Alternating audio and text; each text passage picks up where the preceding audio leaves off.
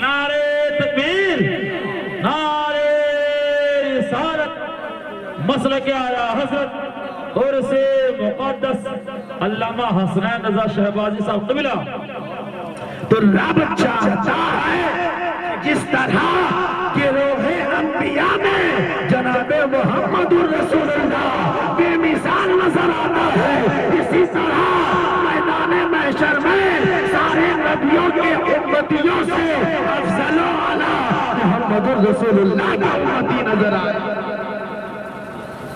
تو یہ مقام کیسے ملے گا، یہ مرتبہ کیسے ملے گا؟ اللہ کے ذکر سے منہ موڑنے سے کیسے ملے گا؟ یہ علماء بتاتے بتاتے تھک گئے، لیکن ایسا لگتا ہے حضرت کہ پورا خاندان کوریج ایریا سے باہر ہے نا، ٹاور پکڑتے ہی نہیں۔ وجہ یہ ہے دلوں پہ زنگ لگ گیا۔ اب یہ اس کو دور کرنے کا ایک طریقہ ہے، ہر چیز کا ایک طریقہ ہے، ایک المیہ ہے۔ لوہے میں زنگ لگ جائے سریس کاغذ سے گھستے ہیں، لوہے میں جنگ لگ جائے اسے ہم آگ میں ڈالتے ہیں۔ اسی طرح جب انسان کے دلوں میں زنگ لگتا ہے تو اپنا وہ لوہے سے صاف ہوگا، اپنا وہ سریس کاغذ سے صاف ہوگا، اپنا وہ آگ اور تپش سے پاک ہوگا، بلکہ جتنا زیادہ تم اللہ کی بارگاہ میں توبہ و استغفار کرو گے تمہارا دل اتنا پاکیزہ چلا جائے۔ ہم گناہ کرتے ہیں ڈٹ جاتے ہیں، ہم غلطی کرتے ہیں ڈٹ جاتے ہیں، ہم غلطی پہ غلطی کرتے ہیں، ہمیں توبہ کی فرصت نہیں ملتی ہے، ہمیں توبہ کی توفیق نہیں ملتی ہے، ہم ایک لمحہ کے لیے بھی اپنے رب سے معافی نہیں مانگتے ہیں۔ آپ دیکھیں اسلام میں ایک ایسا عمل ہے جسے معاف کرنا کہتے ہیں۔ معاف کرنا ایسا عمل ہے کہ جب اللہ کے رسول کو کفار مکہ نے جان کے دو ٹکڑے کرتے دیکھا، ایمان نہیں لایا، سورج کو پلٹاتے دیکھا، ایمان نہیں لایا، درختوں کو سجدہ کرتے دیکھا، ایمان نہیں لایا، خیبر و خندق میں فرشتوں کو لڑتے دیکھا مگر ایمان نہیں لایا، ابلیس سے آب زمزم کا چشمہ جاری ہوتے دیکھا، ایمان نہیں لایا۔ لیکن جیسے ہی ہمارے اور آپ کے آقا جناب محمد الرسول اللہ نے فاران کی چوٹی پر چڑھ کر یہ اعلان کیا کہ اے لوگوں جاؤ، میں محمد اللہ کی قسم اٹھا کر آج تمام کو معاف کرتا ہوں۔ جیسے ہی اللہ کے نبی نے معافی نامہ لگائی، سارے کے سارے غفار کلمہ پڑھ کر اسلام میں داخل ہو رہے ہیں۔ معاف کرنا اسلام میں ایک بہت بڑا عمل ہے، اور آپ دیکھیں اللہ نے نماز میں بھی سجدہ سہو رکھا ہے۔ اگر کوئی غلطیاں ہو جائے، اگر کوئی خامیاں ہو جائے، واجبات نماز میں کچھ کمی رہ جائے تو آپ دو سجدہ اشترا کر لیں، نماز مکمل ہو جائے گی، نماز پوری ہو جائے گی۔ اس لیے اے لوگوں، اگر سماج کے اندر، معاشرے کے اندر کوئی عیب دیکھو، کوئی برائی دیکھو، کوئی ظلم کرتا دیکھو، معاف کر دو۔ جب تم اسے معاف کرو گے تو خدا تمہیں معاف کر دے گا، خدا تمہیں معاف کر دے گا۔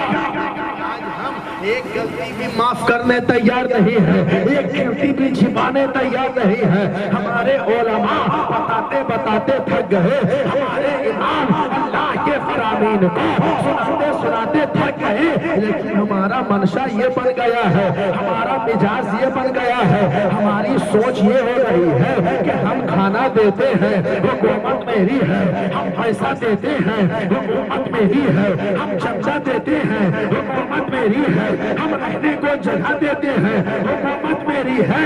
اے نادانو، تم نے اپنے مخلوق ہونے کو تو نہیں سمجھا، کم سے کم علماء کے وقار کو تو سمجھو، عالم دین کی اہمیت کو تو سمجھو۔ اور دیکھو مصطفیٰ جان رحمت کیا فرماتے ہیں، من زار عالمن فکأنما زارنی۔ کوئی نبی فرماتے ہیں من جالس عالمن فکأنما جالسنی۔ پھر آقا فرماتے ہیں من صافح عالمن فکأنما صافحنی۔ साथ अली अल्लाह के हबीब फरमाते हैं जिसने आलिम को देखा उसने मुस्तफा को देखा, जिसने आलिम से मुसाफा किया उसने मुस्तफा से मुसाफा किया।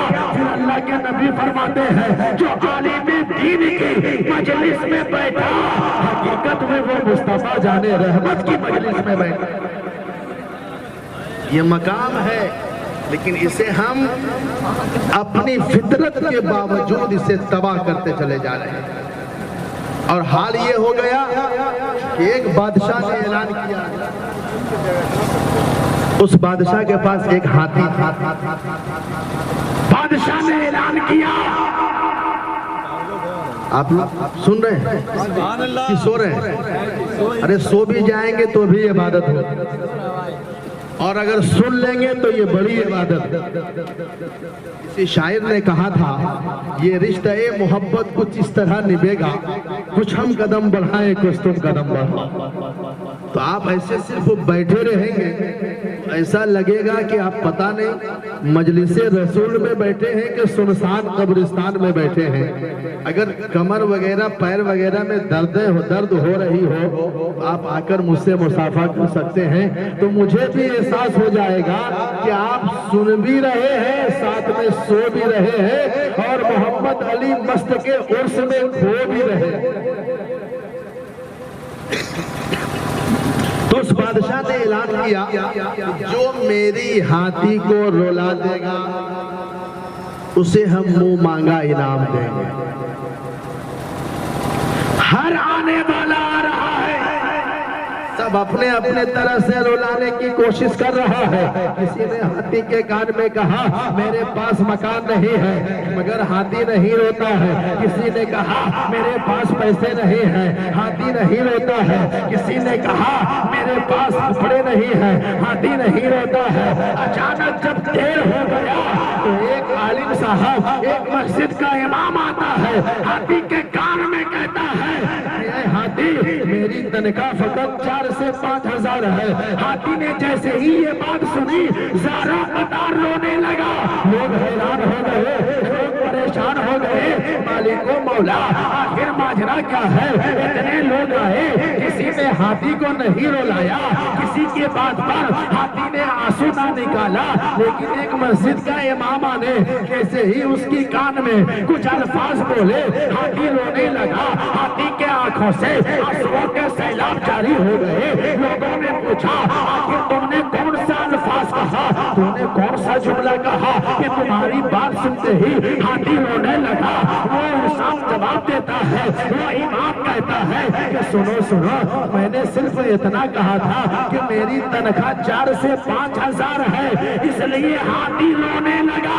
और कहा नादानों कैसे लोग हैं, सारी दुनिया जाग गई है, कमेटी वाले अब तक सोते नजर आ रहे हैं।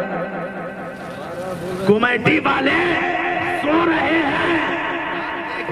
हम एक रात अगर उर्स करते हैं, बाहर से कव्वाल को बुलाते हैं, वो ढब ढब और ढुलुक ढुलुक की आवाज जब हमारे कानों में पहुंचती है, ऐसे ऐसे नोट से नवाजते हैं कि एक रात के अंदर 50,000 का नजराना उसे अदा करते हैं। लेकिन एक मस्जिद का इमाम होता है, एक मदरसे का मुदर्रिस होता है, वो सुबह शाम आपके बच्चे के सीने में 312 कुरान उतारता है, तो उसकी तनख्वाह हम 5,000 तय करते हैं। ऐ लोगों सुनो, जिस कौम में एक रात को बाल को 50,000 दिया जाए और पूरा महीना कुरान पढ़ाने वाले को 5,000, तो उस कौम के अंदर सिर्फ गवैये पैदा होंगे, आलिम दीन पैदा नहीं हो सकता।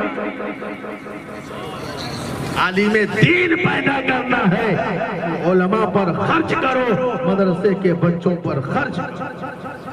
आज ऐसे ही मदरसों को तोड़ा नहीं जा रहा है, आज ऐसे ही मदरसों को